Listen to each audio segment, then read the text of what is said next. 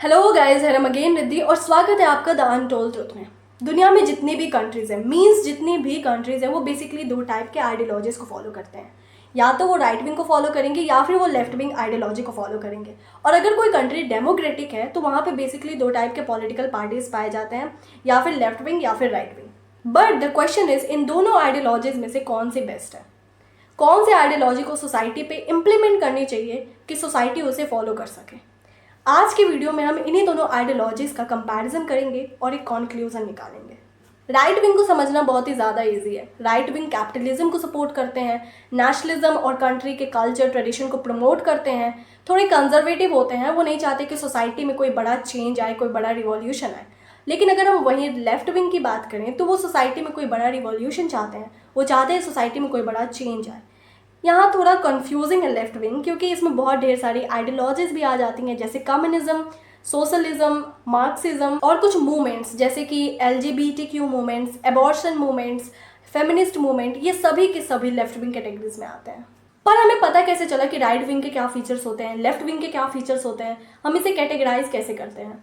तो ये जो लेफ्ट राइट का कॉन्सेप्ट है, ये फ्रेंच रिवॉल्यूशन के समय आया, जब फ्रेंच नेशनल असेंबली में राइट साइड में जो मोनार्की को सपोर्ट करते थे, जो राजा के पक्ष में थे, वो बैठा करते थे, और लेफ्ट साइड में वो बैठा करते थे जो एक डेमोक्रेटिक सोसाइटी बनाना चाहते थे, जो मोनार्की को अपोज करते थे। लेकिन अभी भी वही क्वेश्चन है कि इनमें से बढ़िया कौन सा है, हमें फॉलो किसको करना चाहिए?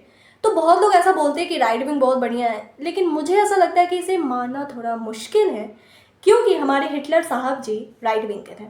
बहुत लोग बोलते हैं कि लेफ्ट विंग बहुत बढ़िया है, तो उन लोगों के लिए भी एक एग्जाम्पल है स्टालिन साहब। तो इसे समझने के लिए हमें लेफ्ट राइट स्पेक्ट्रम को समझना पड़ेगा। अगर हम बात करें फार लेफ्ट या फिर जिसे हम अल्ट्रा लेफ्ट भी कहते हैं, वो बहुत ही ज़्यादा रेडिकल होते हैं, कैपिटलाइजेशन को स्ट्रिक्टली अपोज करते हैं, लेकिन इको टेररिज्म को सपोर्ट करते हैं। उनका मानना है कि जो वायलेंस है वो एक अच्छा तरीका है किसी भी सोसाइटी में रिवॉल्यूशन लाने का, कोई चेंज लाने का। मोस्टली जो कम्युनिस्ट आइडियोलॉजी है उसे फार लेफ्ट में रखा गया है, क्योंकि ये बहुत ही ज़्यादा डिस्ट्रक्टिव है। अब ये कम्युनिस्ट आइडियोलॉजी है क्या? तो ये एक ऐसी सोसाइटी बनाता है जहाँ पे ना कोई स्टेट हो, ना कोई क्लास हो। ये सुनने में बहुत अच्छा लगता है, पर ये पॉसिबल नहीं है। इस बारे में हम किसी नेक्स्ट वीडियो में बात करेंगे। तो इसका सबसे बेस्ट एग्जांपल है चाइना, जो कि फार लेफ्ट की कैटेगरी में आता है। और अब अगर हम बात करें फार राइट की, या फिर जिसे हम फासिज्म भी कहते हैं, वो अपने पावर का यूज़ करते हैं किसी एक एथिक ग्रुप को सपोर्ट करने का, या फिर किसी एक रिलीजन को, या फिर किसी एक लैंग्वेज को सपोर्ट करने का। और ये अपने पावर का यूज़ करते हैं दूसरे एथिक ग्रुप्स को क्रिमिनलाइज करने का, दूसरे रिलीजन को क्रिमिनलाइज करने का, दूसरे लैंग्वेजेस को क्रिमिनलाइज करने का। तो ये भी एक डिक्टेटरशिप पैदा करता है। पर यहाँ एक एक्सेप्शन है कि जो फासिस्ट होते हैं वो लेफ्ट के भी हो सकते हैं, राइट के भी हो सकते हैं। लेकिन इसे फासिस्ट जो वर्ड है, इसे फार राइट की कैटेगरी में यूज़ किया जाता है, और ये फार राइट लोगों के लिए ही यूज़ किया जाता है। तो इसका बेस्ट एग्जाम्पल है हमारा Pakistan, Afghanistan, Saudi Arabia, Iran etcetera, जो कि फार राइट की कैटेगरी में आते हैं। तो अब हमने देख लिया कि दोनों में से कोई भी किसी सोसाइटी पे इम्प्लीमेंट करने लायक नहीं है, क्योंकि हम सभी बहुत ही ज़्यादा डिफरेंट हैं।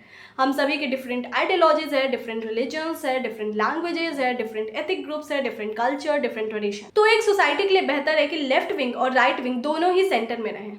सेंटर लेफ्ट और राइट दोनों ही कैपिटलाइजेशन को सपोर्ट करते हैं, मार्केट इकोनॉमी को सपोर्ट करते हैं, प्राइवेट प्रॉपर्टी राइट को सपोर्ट करते हैं, लिबरल डेमोक्रेसी को सपोर्ट करते हैं। सबको फ्रीडम होती है अपने आइडियोलॉजी, अपने रिलीजन, अपने लैंग्वेज को फॉलो करने का। इसका बेस्ट एग्जांपल है हमारा भारत, जिसे सेंटर लेफ्ट और राइट के कैटेगरी में रखा गया है। Now I have a question for my viewers. India में किसी एक पार्टी का नाम बताइए जो फार लेफ्ट में आती है, और किसी एक पार्टी का नाम बताइए जो फार राइट में आती है।